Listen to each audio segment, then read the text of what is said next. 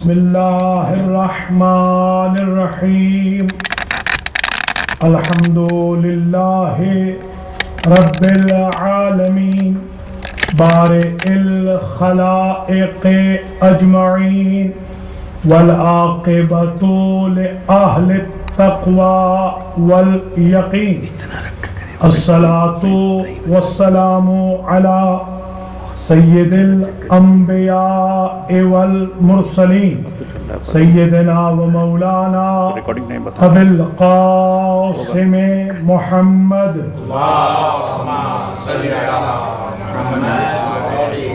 ثم الصلاة والسلام على اہل بیتہ الطیبین الطاہرین المعصومین اما بعد فقد قال الله سبحانه وتعالى في كلامه المجيد وفرقانه الحميد وهو أصدق الصادقين بسم الله الرحمن الرحيم يا أيها الذين آمنوا كتب عليكم الصيام كما كتب على الذين من قبلكم لعلكم تتقون.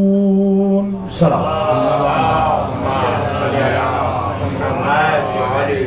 Respected Mu'mineen and Mu'minat, tonight we will finish our topic of blessings of Ramadan, etiquettes and blessings of Ramadan. Let me start tonight's talk by one of the very important ahadith of Prophet. Prophet said, if someone is going to have fasting of Ramadan al-Mubarak, Allah obligates himself, Allah makes compulsory for himself that he will give that person who is fasting blessings. Number one, this is one of the important issues of Ramadan, that when someone fasts during the month of Ramadan, in reward what Allah provides him or her is number one, yazubul haramu an badane. All haram or doubtful food which he or she might have eaten during the year, during the fasting of Ramadan, that haram comes out of the body. Especially when we are living in this country, we might have eaten something doubtful. This Ramadan's first blessing, Allah will take that haram out of the body of the person who is fasting during the month of Ramadan. This is number one. Number two, yuqarribu birahmatillah. This person who is fasting during the month of Ramadan will be near to the mercy of Allah subhanahu wa ta'ala. Third, كأنه يكون قد كفر خطيئة آدم أبيه. Tark Awla, which was done by Adam alayhi salam, this fasting of month of Ramadan from the sons and daughters of Adam, Allah will accept as kafara of their grandfather. Fourth, yuhawwinullahu anhu sakaratil maut. Allah will keep that person away from wrath of death. Easily that person will go and his or her soul will be taken out without any hardship. if during the month of Ramadan somebody is fasting. يُحَوِّنُ اللَّهُ عَنْهُ سَكَرَاتِ الْمَوْتِ. Number 5, what Allah gives to those who fast during the month of Ramadan, Allah will provide him bara'atam minan nar. Allah is taking this responsibility that I obligate on myself. I make on myself as creator mandatory that the person who will fast during the month of Ramadan, I will guarantee she will be away of fire of hell on the day of judgment. And wa yut'imahu, and Allah says it is obligatory on me, min thamaratil jannah, I will provide this person who is fasting on the day of judgment fruits and foods of Jannah. So this is the month in which we can take all these opportunities. The sermon which was delivered by Prophet, Khutbah Sha'baniyah, in that sermon, Prophet said, Anfasukum fihe tasbih. If you breathe during the month of Ramadan, when you are fasting, and just you breathe, will be counted as tasbih of Allah subhanahu wa ta'ala. وَنَوْمُكُمْ فِيهِ عِبَادَةٌ. And if you sleep during the fast, that sleep will be considered as worship of Allah. You are not sleeping, you are worshipping of Allah subhanahu wa ta'ala if you are sleeping while fasting. In that particular sermon, Prophet said, Kathiru fihi salawat, oftenly recite salawat on me and on my family.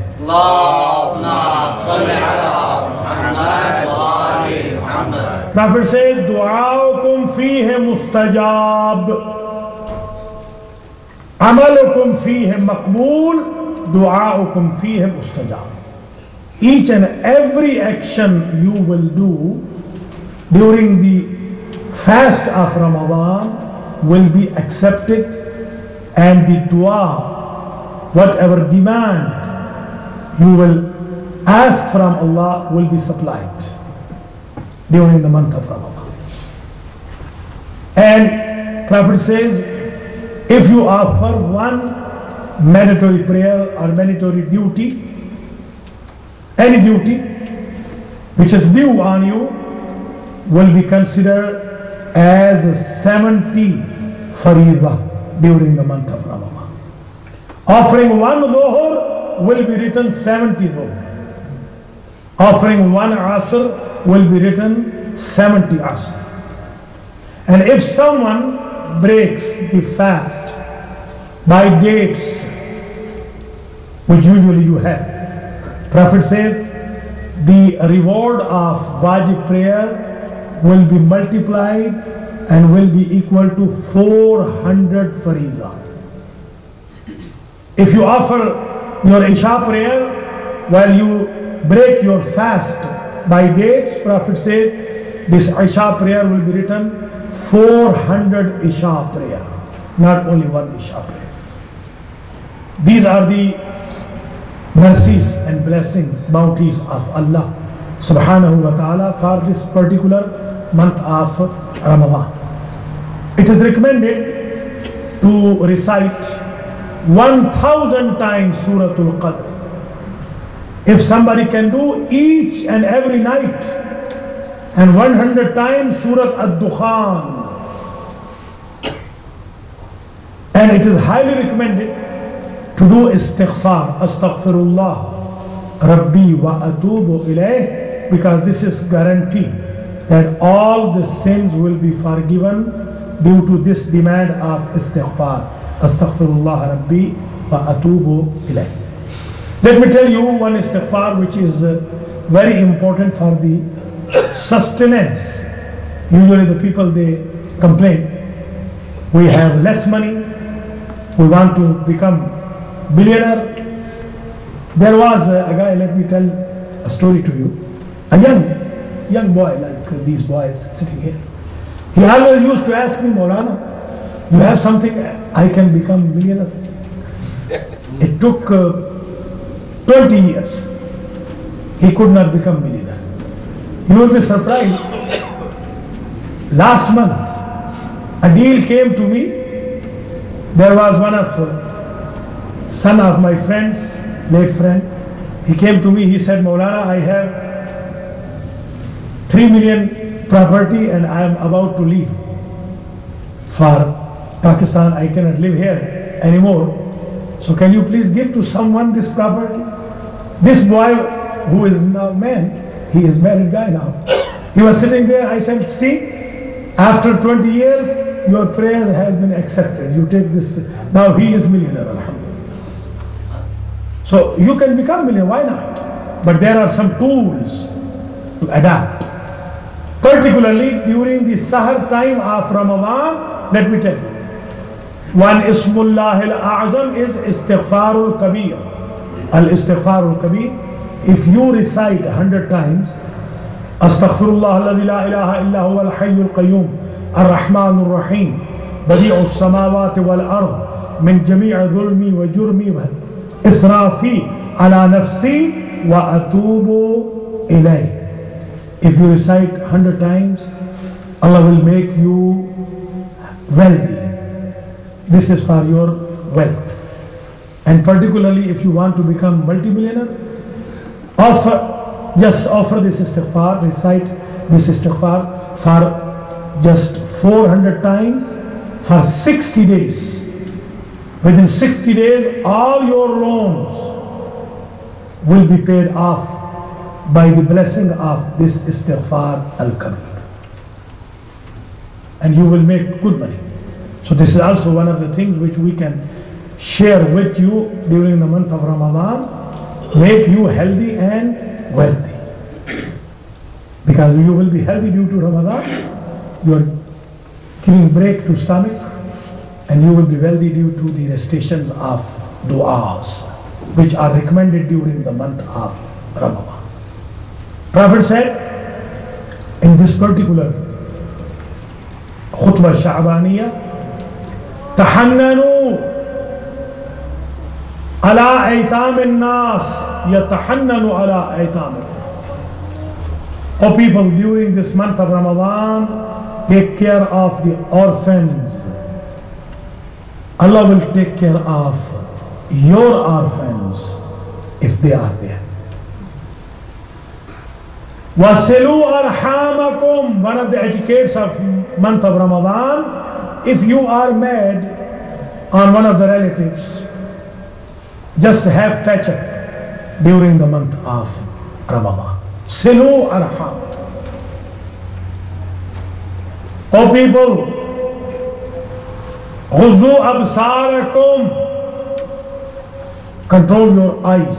As I was sharing yesterday, there's a hadith al-Qudsi. Ya Muhammad, Iza sumta, O Prophet, when you are fasting, fasting is stomach, fasting of stomach is not required, O Rasulullah, O my Prophet, O my Messenger. فَلْيَكُنْ فَلْيَصُمْ سَمْعُكْ وَبَصَرُكْ وَعَيْنُكْ وَجِلْدُكْ وَبَشَرَتُكْ وَقَلْبُكْ وَنَفْسُكْ. All of your organs of body should have fasting. Fasting of eyes, ear, mind, heart, skin, and all the organs of body should fast during the month of Ramadan. Then you ask, what is the labor? When the time of iftar comes, Prophet says Allah gathers all the angels around him. And he asked the angels, tell me, if someone has spent 16 hours, 17 hours, and she has done good labor, what is his or her reward? Angels say he should be given hourly whatever he deserves or she deserves. Allah says, be witness of mine, before breaking the fast, I am going to forgive all of the sins of those believers who took fast today. So this is opportunity which we are taking these days and these nights. It will vary when you will go in entire year, entire months. It's only during the month of Ramadan that Allah is changing the status of mercy, status of forgiveness. 11 months you will wait.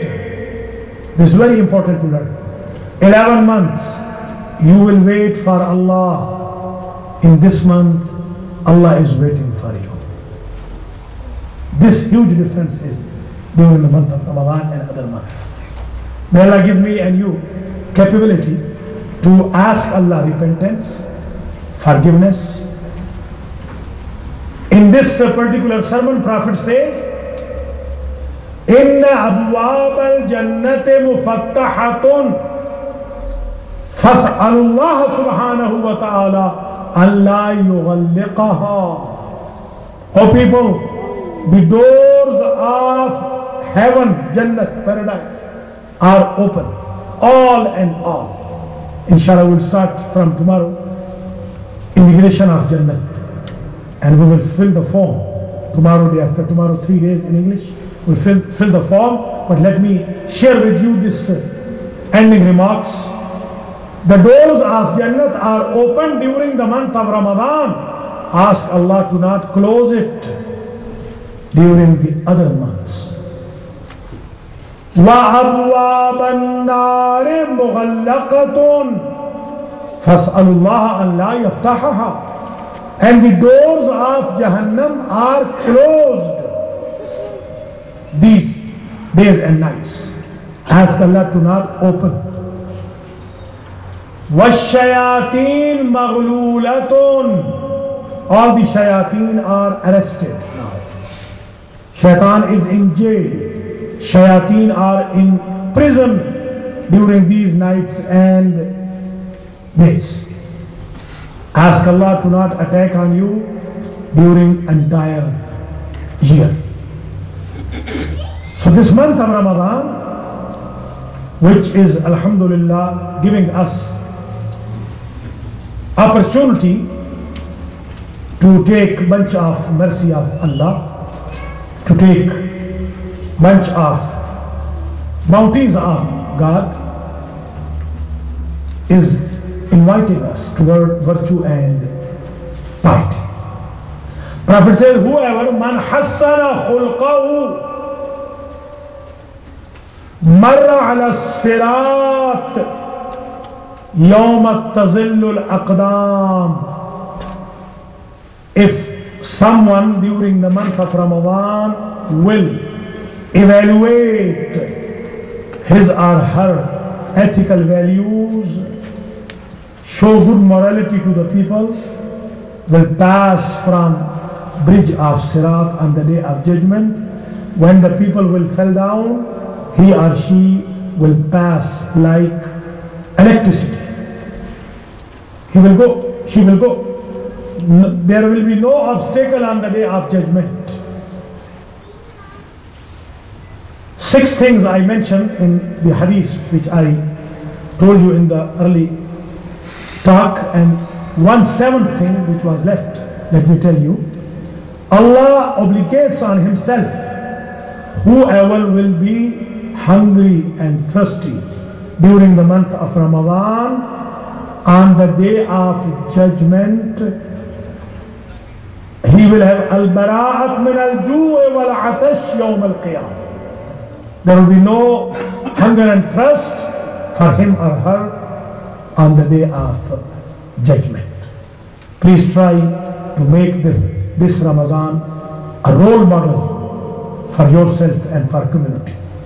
This Ramadan, make it Ramadan of mercy, Ramadan of repentance, Ramadan of recitation of Quran, Ramadan of recitation of Fatiha, Ramadan of recitation of Dua Iftitah, Ramadan of recitation of Dua Mujib, Ramadan of recitation of Dua Tawbah, Ramadan of recitation of Dua Ad'iyah, Dua Abu Hamza Samali, Dua Sahar, Allahumma adkhil ala ahli al-qubur as-surur, Ya Ali, Ya Azim, Allahumma Rabba Shahr Ramadan, and make it the month of recitation of Dua Joshan Kabir.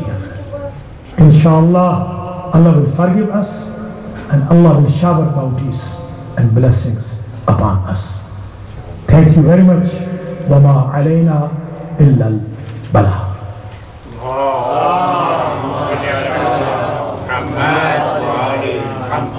بسم اللہ الرحمن الرحیم وَبِهِ نَسْتَعِينُ وَهُوَ خَيْرُ مُعِينُ.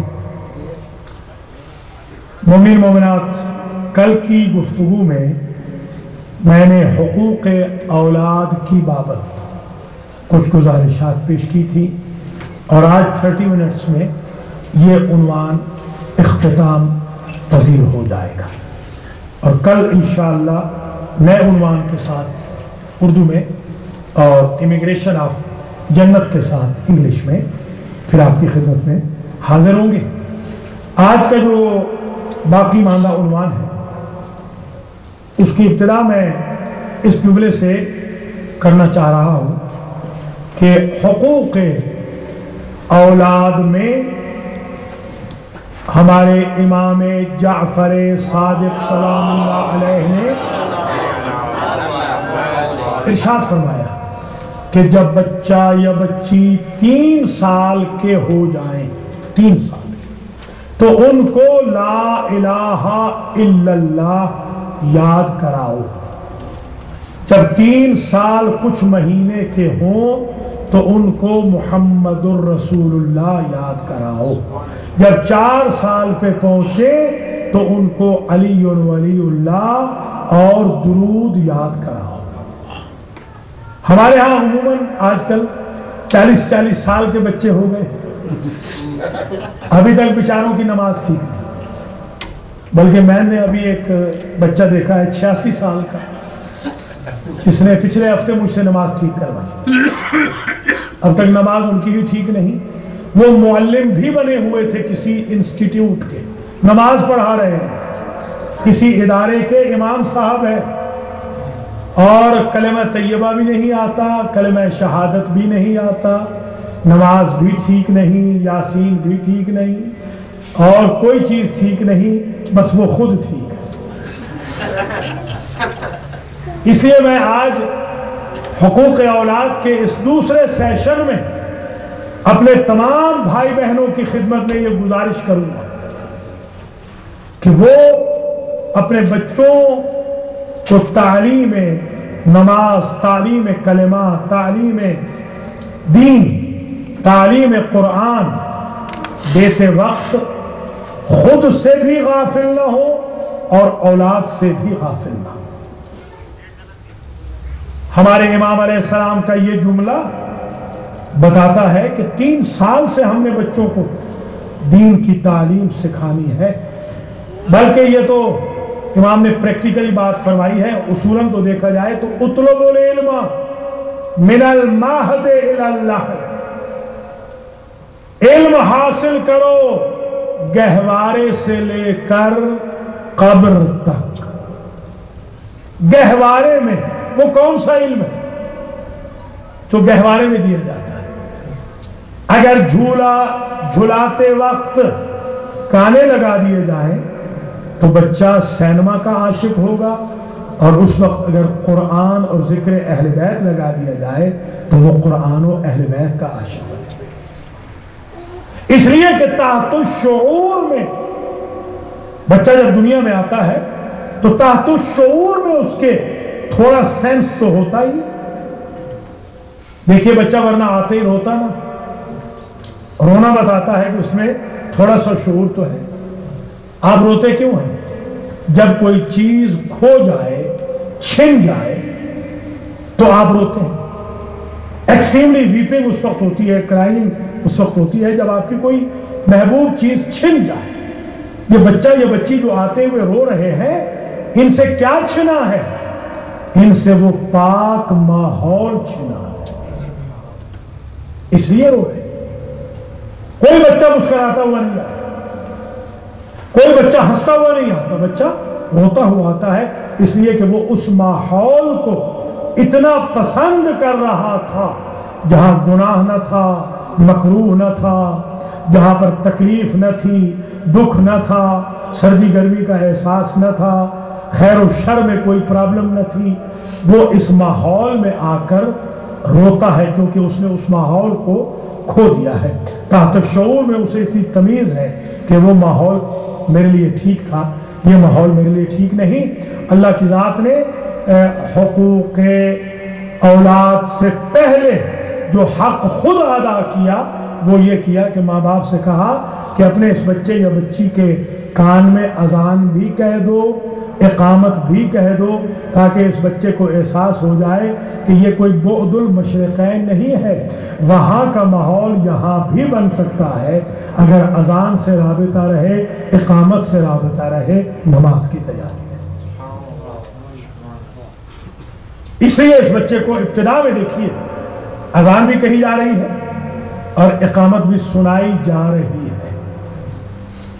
وہ اذان و اقامت انسان کے تحت شعور میں پہلے روز ڈال دیا جاتا ہے کہ کل مولود یولد علی فطرت الاسلام، ہر بچہ جو پیدا ہوتا ہے وہ فطرت اسلام پر پیدا ہوتا ہے.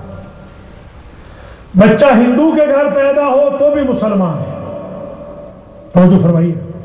بچہ کرسچن کے گھر پیدا ہو تو بھی مسلمان ہے. بچہ یہودی داہریہ کے گھر، سکھ کے گھر کیوں نہ آئے، بچہ مسلمان ہے. ثم ابواہ یحودانہ او ینصرانہ او یمجسانہ. دیکھیے حقوق اولاد کی بابت حضور حدیث عجیب فرما رہے ہیں. یہ ماں باپ ہیں جو اس بچے کو یہودی بناتے ہیں، یہ ماں باپ ہیں جو اس بچے کو نصرانی بناتے ہیں، یہ ماں باپ ہیں جو اس بچے کو مجوسی بناتے ہیں. تو گویا نبی کی نظر میں بچہ تو ادھر سے صحیح العقیدہ آتا ہے. اگر کسی کا بچہ صحیح العقیدہ نہیں رہا تو یہ ماں باپ کا قصور ہے کہ انہوں نے صحیح تربیت کیوں نہیں کی، صحیح عقیدہ کیوں نہیں سکھایا کہ وہ استقامت کے ساتھ رہتا اور اپنے عقیدے کی اہمیت کو نہ بھلاتا. یہ ضروری ہے ہمارے بہن بھائیوں کے لیے. سب پر یہ واجب ہے کہ جو ماحول اللہ کی ذات نے اذان و اقامت کا پہلے دن کریٹ کیا تھا اس کو آخری لمحے تک برقرار رکھا جائے. یہی وجہ ہے جب آپ دنیا میں ہم اور آپ آئے تھے تو اذان تھی، اقامت بھی تھی. جب دنیا سے جا رہے ہیں تو نماز ہے، نہ اذان ہے نہ اقامت ہے. آتے ہوئے نماز نہ تھی، جاتے ہوئے اذان و اقامت نہیں ہے. کبھی آپ نے سوچا ہے اللہ فرمانا یہ چاہتا ہے کہ مسلمانوں کو دو بریکٹوں کے اندر زندگی گزارنی چاہیے. ایک بریکٹ کا نام ہے اذان و اقامت اور دوسری بریکٹ کا نام ہے نماز. اگر ان دو بریکٹوں میں زندگی گزار دی تو فطرت اسلام پر دنیا سے چلے. اسی لیے ابتدا میں اذان کہلوائی، اقامت کہلوائی کہ جب آپ کو فرصت ہو نماز پڑھ لیجئے گا. ظاہر ہے، اور اگر آپ کو فرصت نہیں ہوگی تو پھر ہم پڑھوائیں گے نماز. ٹھیک ہے. وہ شاعر نے کہا تھا آتے ہوئے اذان جاتے ہوئے نماز، اتنے قلیل وقت میں آئے اور چل گئی. حقیقت تو یہی ہے. انسان اگر سوچے، دیکھیے اب تربیت اولاد میں یہ میرا پوائنٹ ذہن میں رکھیے گا. میں نے ایک روایت دیکھی ہے کہ مؤذن جب اذان کہتا ہے، مؤذن جب اذان کہتا ہے تو اللہ فرماتا ہے قیامت کے دن میں تجھے حق دوں گا 40 افراد کو تو اپنے ساتھ جنت میں لے جا سکے گا۔ 40,000 فرشتہ اس بندہ مومن کی اذان کی کاپی کر کے آسمانوں میں وہی کلمے دہراتا ہے جو بندہ یہاں دہرا رہا ہوتا ہے۔ کسی نے امام علیہ السلام سے پوچھا کہ سرکار رزق نہیں بڑھ رہا، آپ نے فرمایا گھر میں بلند آواز سے اذان شروع کر دو، انشاءاللہ رزق کبھی کم نہیں ہے۔ ملاحظہ فرمایا آپ نے؟ یہ ماحول یوں بنے گا آپ کی اولاد کی تربیت کا، انہیں اذان سناتے رہیے۔ یہ آٹومیٹک آج کل اذان کمپیوٹر میں اب تو آ گئی ہے، اور آج کل کی جو یہ گھڑیاں ہیں یہ بھی ایسی ہیں ٹائم پیس وغیرہ، ان میں باقاعدہ ٹائم پہ اذان ہوتی ہے۔ وہ اذان گھر میں رکھیے کم از کم، بچوں کو احساس ہو، اگر وہ کمپیوٹر پہ بیٹھے ہوئے ہوں تو کم از کم انہیں احساس تو ہو کہ کمپیوٹر چھوڑنے کا وقت آ گیا ہے، نماز پڑھنے کا وقت آ گیا۔ یہ ماحول کریٹ کرنا۔ تو امام علیہ السلام نے 3 سال کی ایج میں فرمایا کلمہ طیبہ سکھاؤ۔ اب ذرا ملاحظہ فرمائی، امام فرماتے ہیں کہ گریجولی امام جا رہے ہیں، باقاعدہ فرماتے ہیں کہ جب 7 سال کا بچہ ہو جائے تو نماز میں سختی کرو۔ بچہ کتنے سال کا بالغ ہوتا ہے؟ 7 سال کا یا 15 سال کا؟ ذرا غور کریں۔ ہاف سے بھی پہلے امام فرما رہے ہیں کہ بلوغ تک انتظار نہ کرو۔ وہ طالب علم کامیاب نہیں ہوتا جو شب امتحان میں اسٹڈی کرتا ہے، طالب علم وہی کامیاب ہوتا ہے جو سارا سال گریجویلی پڑھتا ہے۔ بچوں کو 7 سال سے سختی سے نماز پڑھو۔ ہمارے ہاں امریکہ میں ذرا سی اصطلاحات بدل گئی، جو ہمارے فروع دین ہیں ان میں ایک ہے امر بالمعروف، ہے کیا ہے؟ امر نہیں، کیا کہنا؟ امر بالمعروف، آرڈر، کمانڈمنٹ، نیکی کی کمانڈ کرنی۔ عجیب بات یہ ہے کہ امریکہ میں بدل گیا ہے، عرض بالمعروف ہو گئے کہ بیٹا آپ کی مہربانی نماز پڑھی ہے، شکریہ بیٹا۔ یہ مینٹلٹی ہمیں خراب کر رہی ہے۔ اس مینٹلٹی نے ہمارے بچوں کو جرأت دلا دی ہے کہ باپ یا ماں آرڈر تو کر ہی نہیں رہے، جب عرض کر رہے ہیں تو ہماری مرضی، ہم ان کی عرض سنیں یا نہ سنیں۔ آرڈر ہے، شریعت نے آرڈر کہا ہے، یامرون بالمعروف، یعرضون بالمعروف نہیں ہے، وینہون عن المنکر، منکر سے سختی سے روکنا ہے، برائی سے سختی سے روکنا ہے۔ ہمارے بچوں کو آج جتنے مسائل درپیش ہیں، میں آج کی تقریر میں ضروری سمجھتا ہوں کہ اپریشیٹ بھی کروں۔ ہمارے بچے ہم سے بہتر ہیں، حقیقت میں عرض کر رہا ہوں۔ ہمیں وہ مسائل نہیں تھے اسکولز کالجز میں جو ہمارے بچوں کو آج یہاں پیش آ رہے ہیں۔ ہم سے 1000 گنا زیادہ مسائل سے دوچار ہیں ہمارے بچے۔ میں اپریشیٹ کرتا ہوں ان جوانوں کو، باوجود اس کے خوبصورت انداز میں اذان کہتے ہیں، خوبصورت انداز میں دعائیں پڑھ رہے ہیں، قرآن پڑھ رہے ہیں، ماشاءاللہ۔ میں سمجھتا ہوں کہ ہمارے ان بچوں کو جتنی داد دی جائے اتنی کم ہے کہ 1000 درجہ زیادہ مشکلات رکھ کے بھی یہ آل محمد کی کشتی پہ سوار ہے۔ اپریشیٹ بھی کرنا ہے، ون وے ٹریفک نہیں چلانی کہ ایک دم تنقید کی تو بس اس میں اصلاح کا کوئی پہلو ہی نہ رکھا یا تعریف کا۔ میں تعریف بھی کرتا ہوں، اکثر بچے ہماری قوم کے اللہ کے فضل و کرم سے اسی لیے ٹھیک ہے، ہماری بچیاں، ان کے اندر یہ ڈگنیٹی ہے، ان کے اندر یہ توقیر ہے، یہ عزت ہے۔ میں جاب کرتا تھا ایک کمپنی میں مینہٹن میں، تو ہمیں کافی بریک ملتی تھی رات کے 2 بجے، رات کا جاب تھا تو 2 بجے جا کے میں ایک حلال ریسٹورنٹ پہ چائے وغیرہ بھی پیتا تھا اور وہیں پہ تہجد کی نماز بھی پڑھتا تھا۔ میں گرمی کا موسم تھا، سخت گرمی، اور جب مینہٹن میں سخت گرمی ہو تو پھر لوگ آپے سے باہر آ جاتے ہیں، بس اشارہ سمجھ لیجیے۔ لوگ آپے سے باہر آ چکے ہوتے ہیں، آپے سے باہر کا موسم تھا۔ میں دیکھ رہا ہوں کہ ایک جوان بچہ عین شباب میں، خوبصورت بچہ، ہینڈسم، مجھے کسی فارمیسی سے کوئی چیز لینی تھی، میں وہاں دوائی لینے کے لیے گھسا تو میں نے اس بچے کو دیکھا کہ وہ باہر کھڑا ہوا ہے. جب کوئی سامنے سے آپے سے باہر والی محترمہ گزرتی ہے تو اس کا سر نیچے ہو جاتا ہے, اس کی آنکھیں نیچے ہو جاتی ہیں. میں نے 4-5 دفعہ دیکھ کر بڑا تعجب کیا. میں نے کہا اللہ کرے یہ کھڑا رہے, میں دوائی لے آؤں, اس سے پوچھوں گا کہ یہ کس مذہب سے تعلق رکھتا ہے. جب میں باہر آیا تو میں نے اس جوان سے پوچھا کہ آپ بتا سکتے ہیں کہ آپ کہاں سے ہیں؟ اس نے کہا کہ میں انڈیا سے ہوں. انڈیا کے کون سے شہر سے ہیں؟ فلاں شہر سے ہوں.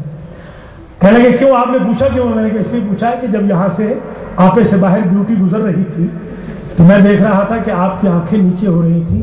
تو اس بچے نے مجھے بتایا کہ انکل میں سید ہوں اور میری ماں نے انڈیا سے چلتے وقت مجھے تلقین کی تھی کہ بیٹا تمہاری رگوں میں رسول کا خون ہے, علی و بطول کا خون ہے, اس خون کو ناپاک نہیں کرنا. یہ ڈگنیٹی اگر میرے قوم کے بچوں اور بچیوں میں اجاگر ہو جائے تو مجال ہے شیطان کی وہ انہیں گمراہ کر جائے. یہ ماں باپ کریٹ کریں گے.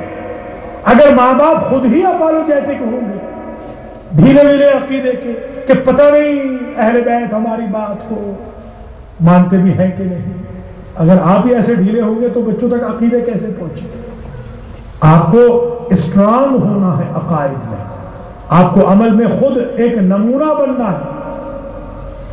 حضور فرماتے ہیں اکرموا اولادکم. اس ایشو پہ آج غور کیجئے گا. یہ ہو سکتا ہے آپ نے اس سے پہلے نہ سنا, یہ تو آپ نے ہمیشہ سنا ہے کہ ادبوا اولادکم. کل بھی میں نے عرض کیا تھا, آج ایک چیز اور سن لیجیے, اکرموا اولادکم. حضور فرماتے ہیں اے میری امت والو اپنی اولاد کا احترام کرو. ہم نے ایک چیز سیکھی ہے کہ اولاد سے احترام کروانا ہے. نبی کریم فرما رہے ہیں احترام کے بدلے میں تم بھی احترام کرو. حل جزاء الاحسان الا الاحسان.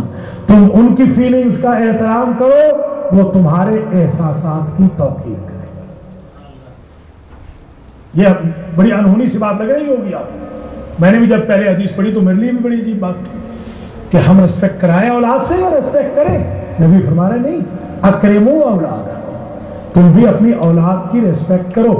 دیکھیے اگر آپ اپنے ماضی کا احترام کرتے ہیں, اگر آپ اپنے حال کا احترام کرتے ہیں تو کیا اتنے وائز نہیں ہیں آپ کے اپنے مستقبل کا بھی احترام کریں؟ آپ اپنے مستقبل کے لیے تو اتنی قربانیاں دیتی ہیں. اولاد تو آپ کے مستقبل کا نام ہے, ماں باپ آپ کے ماضی کا نام ہے, آپ خود اپنے حال کا نام ہے. اولاد جو مستقبل ہے اس سے آپ کے آباء و اجداد کی شان بھی پہچانی جائے گی اور خود آپ کا حال بھی جانا پہچانا. اکرموا اولادکم وَأَحْسِنُوا آدَابَهُمْ. فرمایا اپنی اولاد کا احترام کرو اور ان کے ایٹیکیٹس کو اچھا بناؤ, احسن بناؤ ان کے ایٹیکیٹس کو.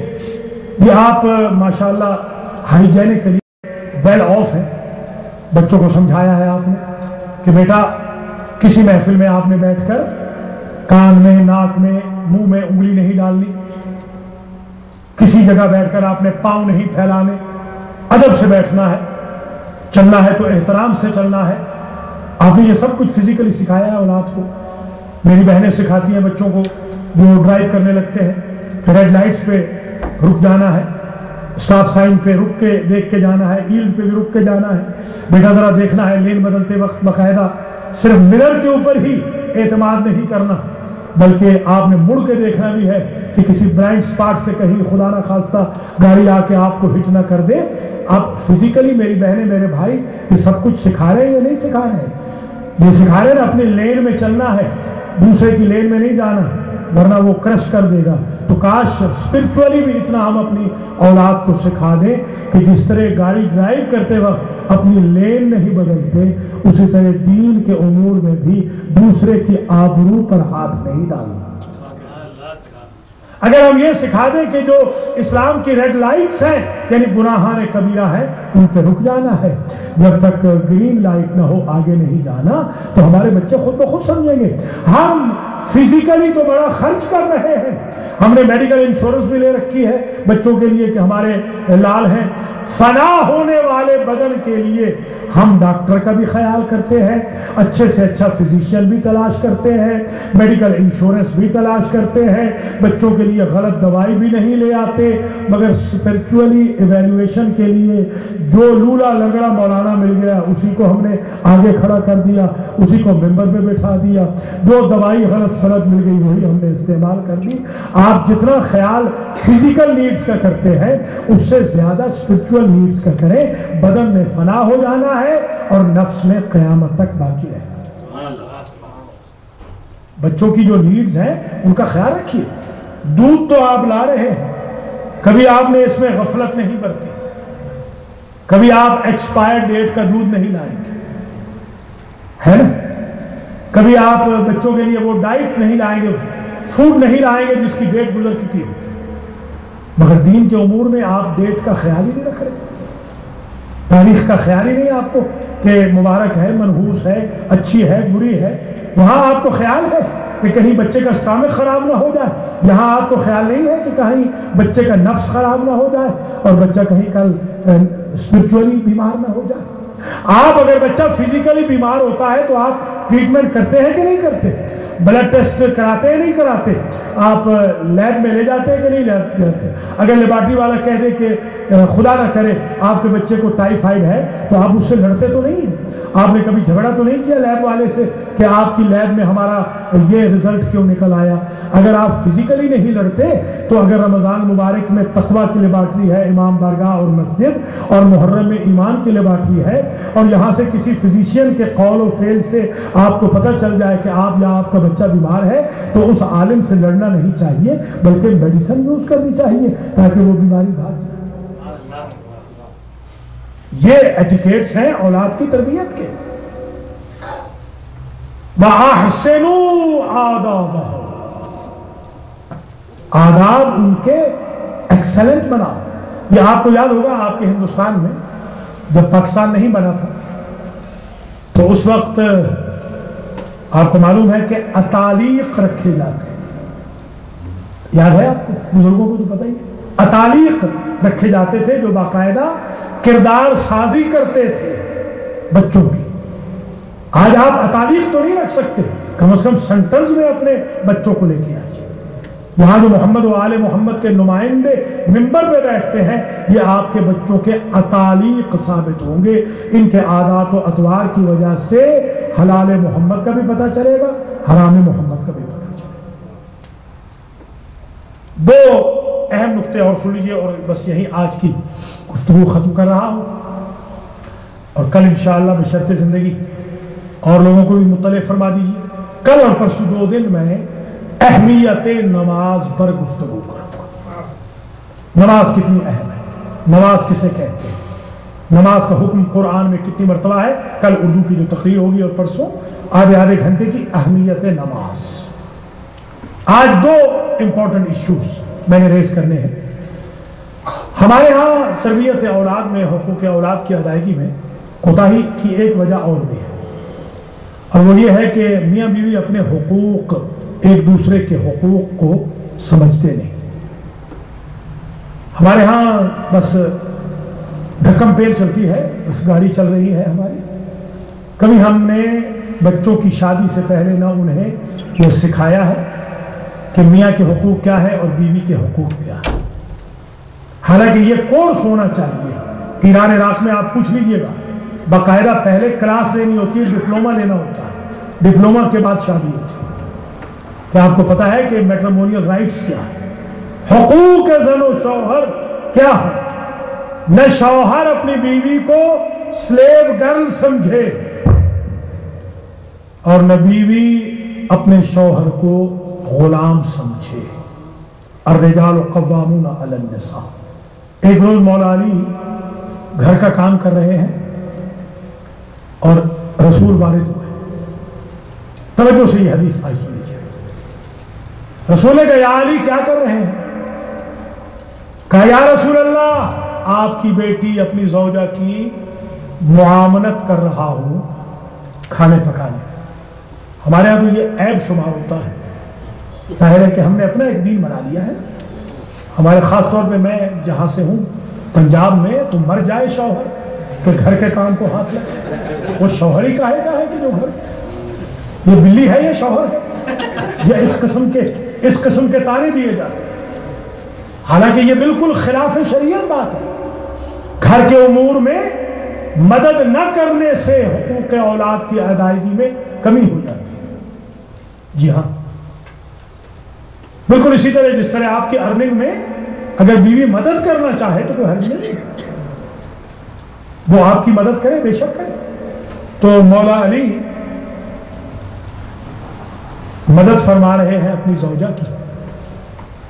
رسول نے فرمایا یا علی، اپنی زوجہ کی مدد اگر کوئی شخص کرے 1 گھنٹہ تو اس کے نامہ اعمال میں 1000 حج، 1000 عمرہ، ذرا غور فرمائیے گا، 1000 غلاموں کی آزادی، 1000 گھوڑے راہ خدا میں جہاد میں دینا، پوری تورات، زبور، انجیل اور قرآن کی قراءت کا ثواب لکھا جاتا ہے.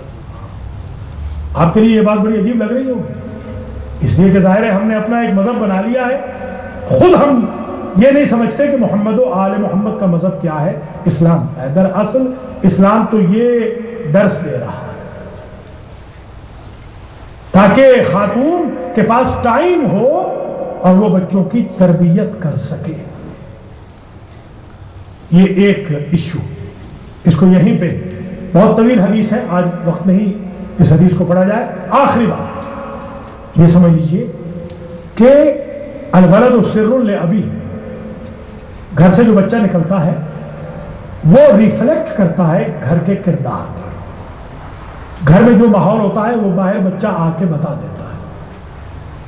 اگر کسی کا بچہ باادب ہوگا تو باہر کے لوگ یہ کہیں گے کہ گھر والے باادب ہیں، اس لیے یہ بچہ باادب ہے. اس لیے بھی کوشش کیجیے کہ انسان ڈیفیم نہ ہو، انسان بدنام نہ ہو. روایت موجود ہے کہ جو شخص اپنے بچے کا ختم قرآن کروائے گا، ماں یا باپ، قیامت کے دن اللہ اسے ایسا تاج پہنائے گا کہ اہل محشر رشک کریں گے اور فرشتوں سے پوچھیں گے کہ اللہ کے فرشتوں، آج یہ کراؤن پرنس کون ہے جس دن کوئی عہدہ نہیں؟ تو فرشتے کہیں گے یہ وہ خوش قسمت ہے جس نے اپنے بچے کا ختم قرآن کروایا.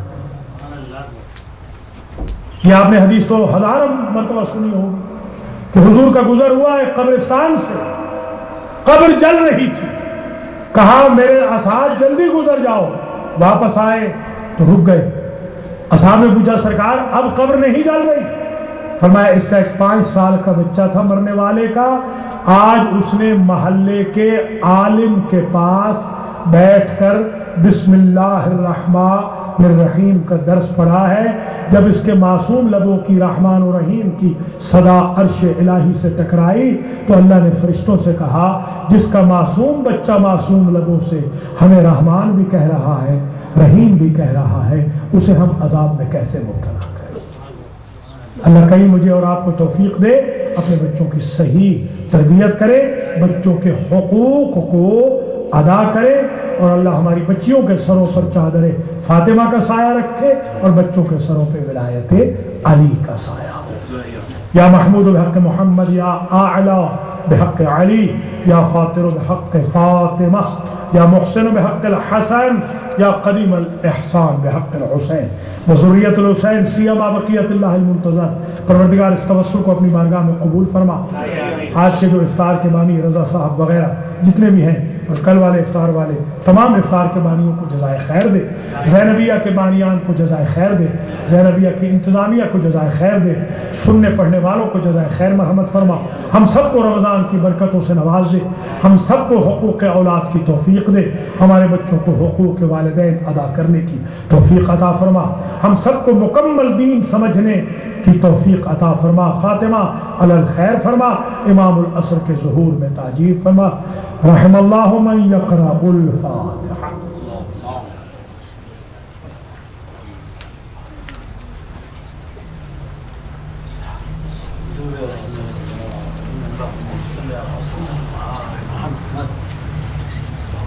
بسم الله يا الله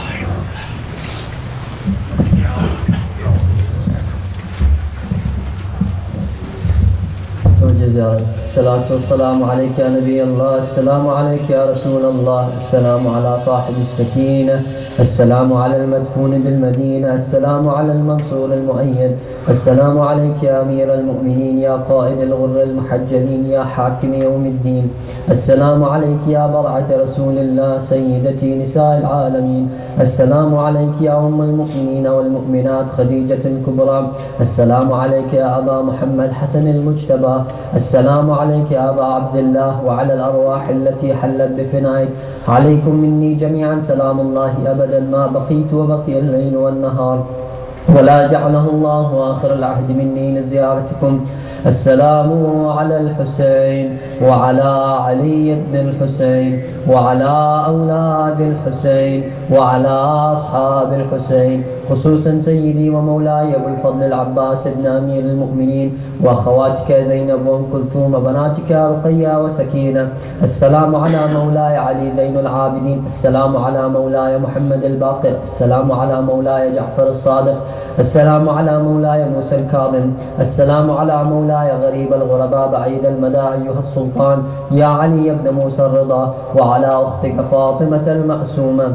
السلام على مولاي محمد الجواد، السلام على مولاي علي الهادي، السلام على مولاي الحسن العسكري، السلام عليك يا صاحب العصر والزمان، سيدي الأمان الأمان الأمان من فتن الزمان، من زوال الإيمان، عجل الله تعالى فرجك وسهل الله تعالى مخرجك، وجعلنا من خيار شيعتك وأنصارك والمستشهدين بين يديك. السلام عليكم يا أهل بيت النبوة وموضع الرسالة ومختلف الملائكة ومعدن العلم والوحي جميعا، ورحمة الله وبركاته.